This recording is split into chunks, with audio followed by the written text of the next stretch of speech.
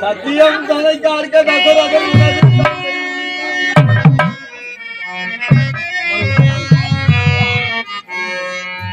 சத்தியம் தன்னை காக்க தசரதன் உனது தந்தை புத்திர சோகத்தாலே போயும் தான் மடிந்தார் அன்றோ அந்தோ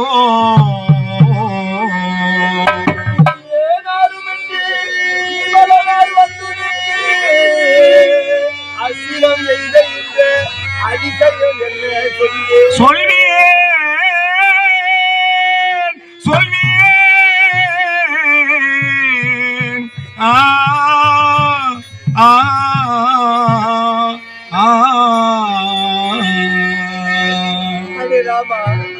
நாளை உனக்கு பட்டாபிஷேகம் செய்ய போகின்றார்கள்.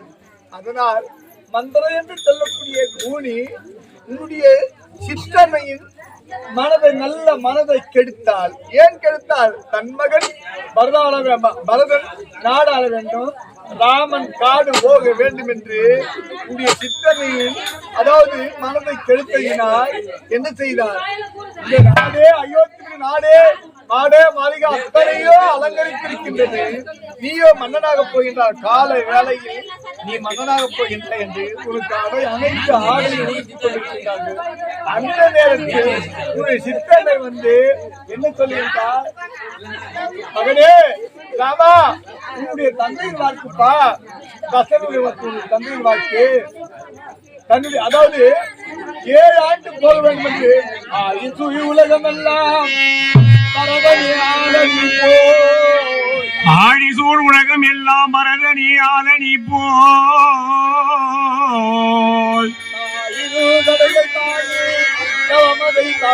கொண்டு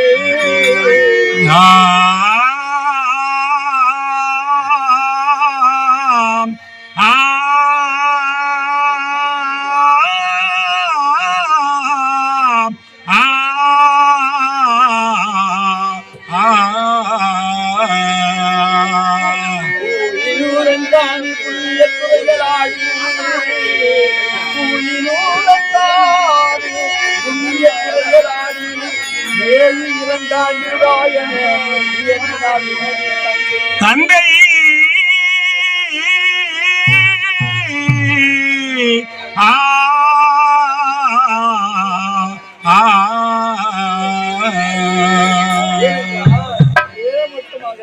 ஒரே மொத்தமாக ஒரு 100 விளக்கு ஒரு 50 கிலோ 60 14 வருடம் பாப்பா. 14 வருடம் காணக மோசம்ப்பா.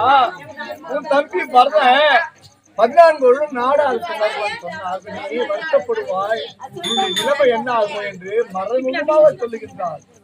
ஆயுசு உலகமெல்லாம் பரதனை ஆளப்போய் தாயினும் தடகு தாங்கிய தாமதை தான் மேற்கொண்டு பூயின வெண்காணி புத்திய துறைகளாடி 7 ஆண்டில் வாயென ஏமினார் உனது தந்தை. 7 7 14 அதை மறைமுகமாக பேசுகிறார்.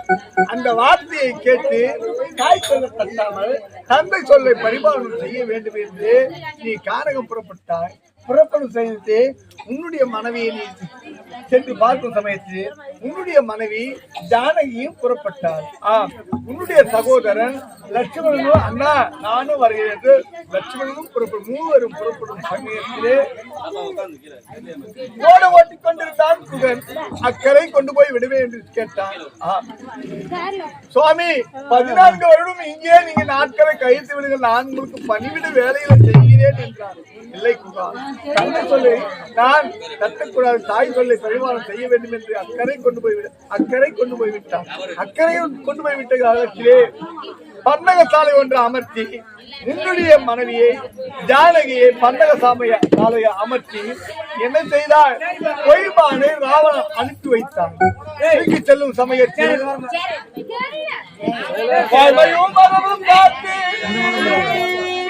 மண்ணுயிர்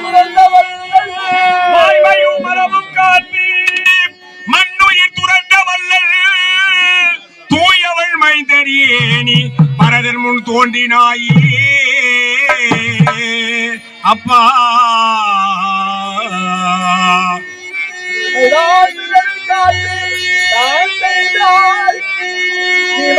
தீமைதான் பிறரை காத்து தான் செய்தல் தீங்கென்றாமோ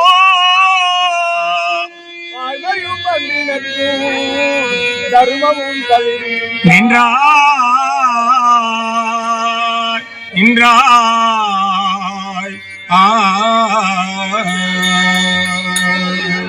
தர்மத்தையே கழுவி நின்று விட்டாயே ராமா. எதை பேசுகிறேன் போட்டு புரியவில்லை. உன் தர்மத்தையே தழுவி நின்று விட்டாயே. தர்மம் ஓவியத்தை எழுத ஒன்னாய் உருவத்தாய் உடமை என்றோ அன்றோ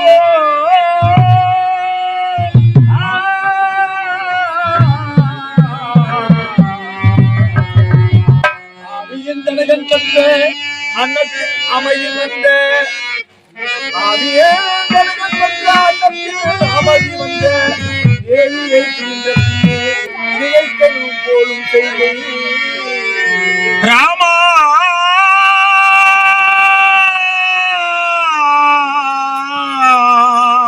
ராமா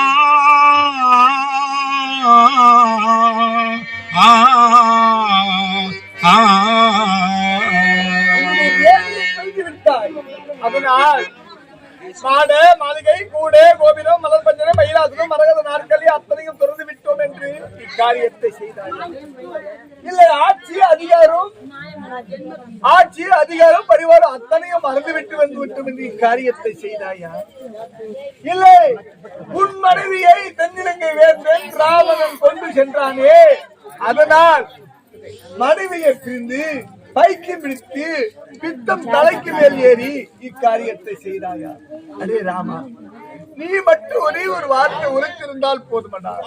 என் மனைவி ஜானகி வேண்டும் என்று என்ன நாடி வந்திருந்தேயானால் என் மொட்டை வாழ அசைத்து ராவணா என்று குரல் கொடுத்திருந்தால் உன் மனைவி ஜானகியை கொண்டு வந்து உன்னிடம் ஒப்படைத்து விட்டு மன்னிப்பு கேட்டு சென்று போடா அந்த ராவணன். அப்பேற்பட்ட ராவணனை என்னிடம் இந்த உலகத்தில் என்னை விட பல சாலிகள் இருக்கவே கூடாது என்று என்னிடம் அவன் தோல் திருவெடுத்து வந்தான். சமர் செய்தான். அவன் அடி என்று அடித்தேன். என் மொட்டை வாலில் கட்டி இழுத்து வந்து என்னுடைய கிஷ்கந்தை என்னுடைய மகன் தங்கத்தொட்டி அழுவான். ஒரே ஒரு மகனாக அங்கதனை தங்கத்தொட்டிற்கு மேல் தவழ வைத்து அந்த ராவணனை 10 தலை பூச்சியாகவே விளையாட காண்பித்த சிங்கம். அப்பேற்பட்ட சிங்கத்தை மறந்திருந்து கொண்டு விட்டேடா ராமா. வீரர்கள் ஆகுமாம் நீராம்பல், நூலறிவு ஆகுமாம் நுண்ணறிவு, தவத்தறிவு ஆகுமாம் தான் பெற்ற செல்வம், குலத்தறிவு ஆகுமாம் குணம் என்றபடி உன் குலத்திற்கேற்ற துர்பூச்சி உன்னையும் விட்டு அகலவே அகலாத ராமா. இதே போன்று அவனுடைய தந்தையை இக்காரியத்தை செய்தான். மறைந்திருந்து பானத்தை அதே போன்று அவன் பெற்ற மகன் நீயும் மறைந்திருந்து பானத்தை என் மீது ஏகினாய் அல்லவா?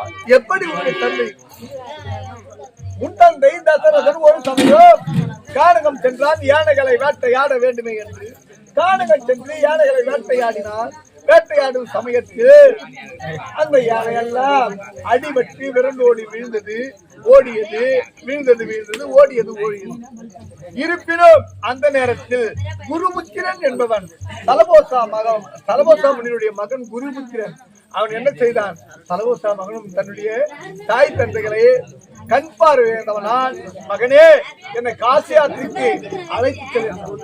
தன்னுடைய தாய் தந்தைகளே கண் பார்வை இழந்தவர்களே காவலில் வைத்து முன்னும் பின்னும் காசி யாத்திரை கானகமாகவே தூக்கி வருகிறான். காசி யாத்திரை கானகமாகவே தூக்கி வரும் சமயத்தில் அப்பொழுது அந்த தாய் தந்தை என்ன சொல்கிறார் தெரியுமா? மகனே குருபுத்திரா, தாகம் தாகம் தண்ணீர் என்னுடைய உடலை விட்டு என்னுடைய ஆவி பிரிந்து விடும் போகிறதா மகனே, எங்காயில் கொண்டு சென்று தண்ணீர் கொண்டு வாப்பான்னு சொல்லியிருந்தார்கள். அந்த மகனானவர் தாய் தந்தைகளை இந்த கானகத்தில் கீழே தரையில் வைத்தால் தாக்கிவிடும் மிருகங்கள் என்று நினைத்து, அதாவது மரக்கிளையை பதப்படுத்திவிட்டு தாய் தந்தைகளை கெண்டிகை எடுத்து செல்கிறார். கெண்டிகை என்றால் கெண்டிகை எடுத்து சென்று அந்த ஜலத்தை அள்ளுகின்றார். அந்த நேரத்தினுடைய தந்தை என்ன செய்தான்? யானைகள் விரண்டோடி சென்ற யானைகளே, மறைந்து விட்ட யானைகளே, இந்த யானை எப்பொழுதாக இருந்தாலும் வந்து இந்த நீரோடையில் ஜல்லம் அருந்தும் என்று மரத்தின் மறைவிலே மறைந்திருந்தான். இந்த சிறுவனாகப்பட்டவன் தாய் தந்தைக்கு ஜலம் கொண்டு வருவதற்காக சொம்பு, அதாவது கன்னிகளின் சொல்வது சொம்பு தண்ணீர் எடுக்கின்றான்.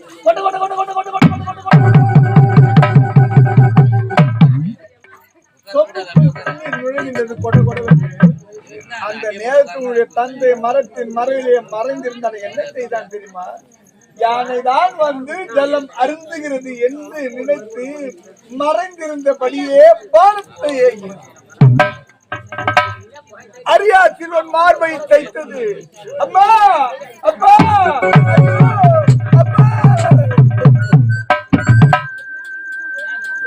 துடி துடித்து செத்தானடா. அங்கே தாய் தந்தைகளே, மகனே தண்ணீர் தண்ணீர் தண்ணீர் தண்ணீர், என் உயிர் என்னுடன் விட்டு போகிறதா மகனே. தாய் தந்தை இங்கே அங்கே அவருடைய மகன் நிரூபிக்கிறான். அவருடைய தந்தையை பானப்பட்டு இங்கே கத்து உயிருக்காக துடிக்கின்றான். அந்த நேரத்தில் உன்னுடைய தந்தை பானம் ஏகினார். அந்த குடும்பத்தின் மீது என்னடா இது இங்கேயும் கொள்கிறது, நாம் யானை என்று பானத்தை ஏகினோம், சிறுவனை கொள் கேட்கிறது என்று சென்று பார்த்தார். சிறுவன் ஐயோ இப்பேற்பட்ட தவறு செய்து விட்டோம் என்று அங்கே பார்த்தார். தாகம் தண்ணீர் தண்ணீர் தண்ணீர் உயிருக்கு போராடுது. அங்கே சென்றான். அங்கே சென்று உள்ள என்ன வார்த்தை உரைக்க தெரியுமா? ஐயா, நான் அயோத்திக்கிறவன், என்னுடைய பெயர் தசரத சக்கரவர்த்தி, உன்னுடைய மகனை நான் யானை என்று கொண்டு குவித்து விட்டேன் ஐயா என்று சொல்லுங்க. அடா பாவி, தசரதா, நீ யாராக இருந்தாய் என்னடா? இந்த அந்திம காலத்திலே, கண் பார்வை இருந்த காலத்திலே என் மகன் ஒரே ஒரு மகன் இருந்தான், குருபுத்திரன்.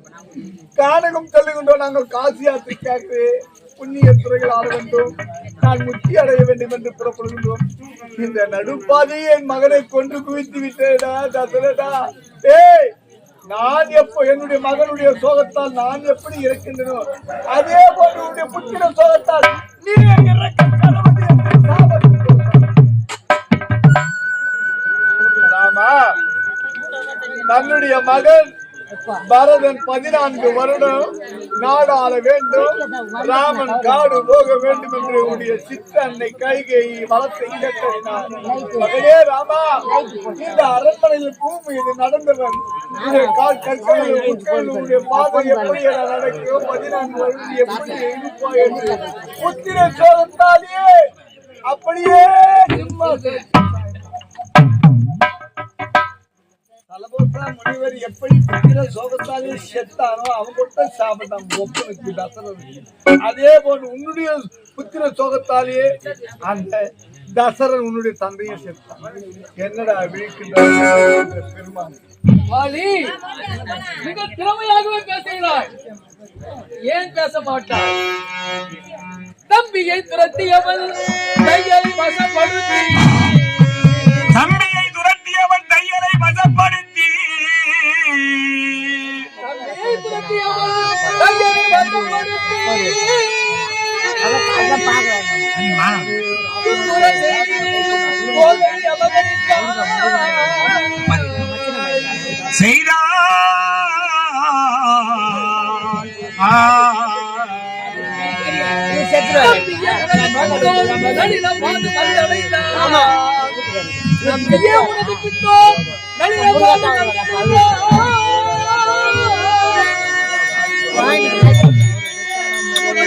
இங்கே வந்து இதை நான் சூட்டப்பட்டது ஆண்டவருடைய நாமத்தில். அதனால் இதே கிராமத்தில் பிறந்து வளர்ந்து ஐயா குப்பன் என்பவர் என்னுடைய மாமான்னு சொல்றாரு. மாமா எங்க புல் தான் ரைட்டு உறவு தான். சரி, மாமா ஐயா அவர்கள் எனக்காக இதை வையாவூர் சுந்தரம், வையாவூர் அதாவது மதுராந்தக வட்டம் வையாவூர் சுந்தர ஆசிரியருக்காக 100 கொடுத்திருக்கின்றார். அண்ணாவுக்கு என் மனமார்ந்த நன்றியை தெரிவித்துக் கொள்வேன். வணக்கம் வணக்கம் வணக்கம். நீ மிக திறமையாகவே பேசுகிறாய், ஏன் பேச மாட்டாய்? அரணை கண்டு அரிய பெரிய வரங்களை பெற்றவன் நீ. இந்த அசதிக்கு ஒரு அதிர்ச்சடையும் அங்கதின் என்ற மகனை என்ற மண்ணி. அது மட்டுமல்ல, எதிரிகளுடைய பலத்திலே பாதி மனம் பெற்றவன் நீ. இவையெல்லாம் இருந்து என்ன பலன் இருக்கிறது? மாற்றான் மனைவின் மீது ஆசைப்பட்டாய், அன்றே நீ பெற்ற வரத்து மகிமை எடுத்துக் கொண்டாய். நினைத்தாய் அது தவறு இல்லையா? அது மட்டுமல்ல, உன்னுடைய குல பகைவன் ராவணன் அவனை நண்பனாக ஏற்றுக்கொண்டாய், இதுவெல்லாம் தவறு இல்லையா? அது மட்டுமல்ல, ஏன் ஐந்தறிவு முடிந்த பதவிகள் விலங்குகளும் கூட எத்தனை நன்றி சேர்க்கின்றன. சாகுந்தன் என்ற பட்சியானது சகுந்தலைக்கு பால் கொடுத்து வளர்க்கும் இல்லையா? தென்னிலை ஆளக்கூடிய ராவணேஸ்வரன் சீதையை சிறை கொண்டு போகும்பொழுது அவனோடு எதிர்த்து போராடி ஜட என்ற பட்சியானது தன்னுடைய உயிரை துறக்கவில்லையா? அது மட்டுமல்ல, முதலின் வாயில சிக்கிய கஜேந்திரன் என்ற யானை ஆடி முழுமையை அடைக்கவில்லையா? ஏன் வானர் இனமாய் உனக்கு மட்டும் இந்த அறிவு இல்லாமல் போயிற்று? ஆமா, ஏன் எதிர்மறையான வார்த்தை கேட்கவில்லை? அதற்காக நீ இப்படி ஒரு செயலை செய்ய வேண்டும்? ஏய், நீ ஒரு நல்ல நியாயவாதியாக இருந்திருந்தால் நேருக்கு நேர் வர வேண்டும். என்னுடைய தம்பியை விசாரிக்கணும். உன் தம்பியின் மனைவியை அனுபவித்துக் கொண்டே என்கின்ற என் தம்பியின் மனைவி அனுபவித்து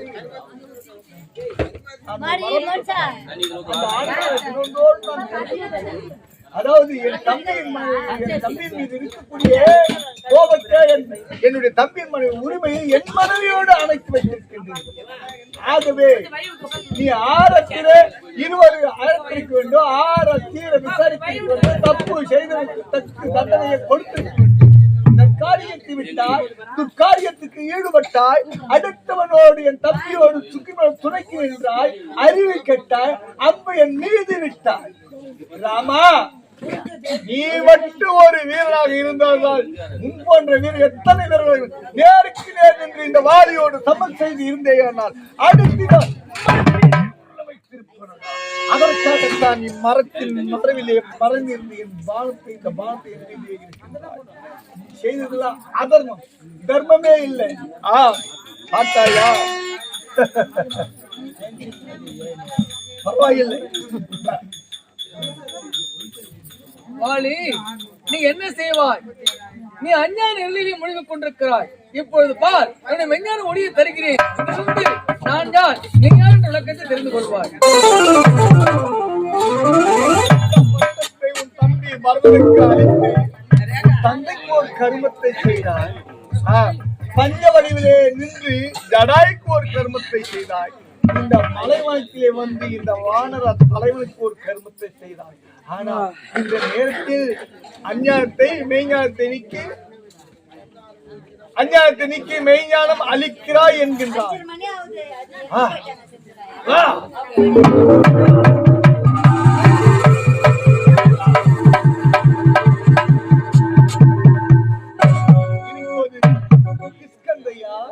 இல்லை, அந்த பரந்தாமன் பார்க்கடலில் பள்ளி கொண்டார். அந்த மால் வலை போல் மேனி பவளவாய் கமல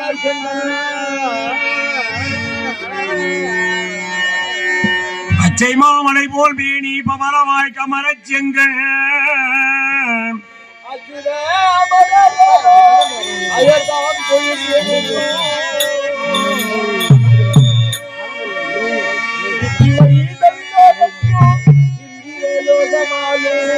அச்சுவை பெரிதும் வேண்டேன் அரங்கமா நகருளானி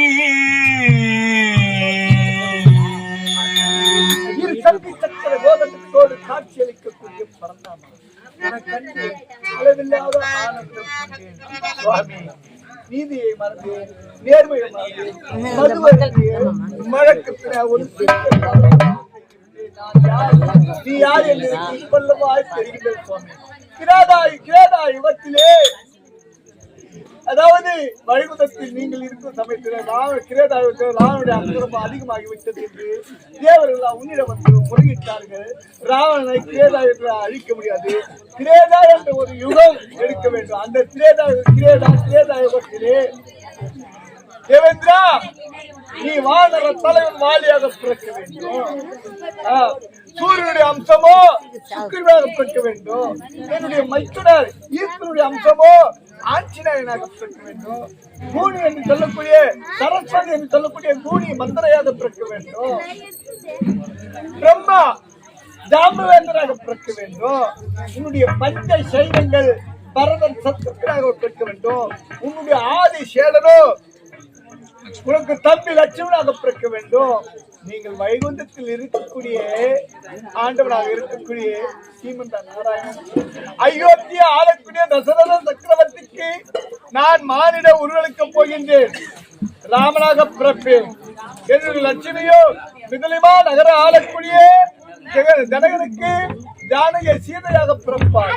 கானகம் பொருட்டு வரும்போது நீ இன்றாக இருக்கக்கூடிய வானர தலைமை 72 வல்லரவான சைன்யங்களாக இருக்க சமயத்தில் உன் உதவியை நாடி வருவோம். ராவண சம்பாரம் 72 வல்லரவான சைன்யங்களோடு ராம சம்பாரம் முடிக்க வேண்டும் என்று என்னுடைய எடுத்து வைத்தீர்களே சுவாமி. நீதியை மறந்தேன், நேர்மையை மறந்தேன் சுவாமி. என்னை மன்னித்து விடுங்கள் சுவாமி. இறைவா, இதை பாருங்கள். என் மீது விட்ட வார்த்தை என் தம்பி மீது ஏகவே கூடாது. அதாவது என்னுடைய மகன் அங்கதனுக்கு இளவரசு பட்டத்தை கொடுத்து என்னுடைய தம்பிக்கு இந்த நாட்டை மன்னனாக புலிசூட்டி 72 வல்லரவான சைன்யங்களை உன்னுடைய துணையோடு சென்று ராவண சம்பாரம் முடித்த அண்ணன் ஜானகியை அழைத்து வந்து உங்களுக்கு திருவுடி புனைவதை எல்லோரும் கண்களால் கண்டு கழிய வேண்டும். அது மட்டுமின்றி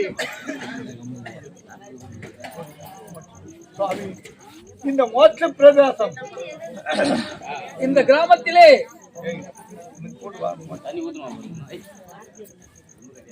பாலி உனக்கு சாலோக சாமிபா சாருபா சாட்சி சொல்லக்கூடிய 4ஆம் பதவியை அழைக்கிறேன்.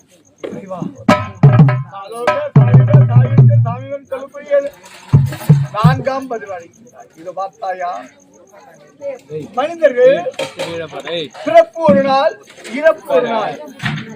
அந்த பிறப்பு பார்த்து இறப்பு சிரிக்குமா? இறப்பை பார்த்து பிறப்பு சிரிக்குமா? பிறப்பத்தான் எல்லாரும் விரும்புவார்கள். ஆனா இறப்பை வந்து யாரும் விரும்பவே மாட்டார்கள். ஆகவே பிறந்து விட்டார். இந்த பிறந்து இந்த மானிட ஜென்மம் அழிந்துவிடும். ஆனா இந்த ஆத்மாவோ எப்பொழுதுமே அழிவே அழியா. ஆனால் அந்த ஆத்மா அந்த ஆண்டவனிடம், இறைவனிடம், கடவுளுடையும் கத்தரிடம் ஆண்டவனோடு இழைப்பாரி எப்பொழுதுமே இருக்க வேண்டும். நித்திய நித்திய வேண்டும். முத்தி மோட்சமாக இருக்க வேண்டும். என்ன முத்தி மோட்சமாக இருக்க வேண்டும்.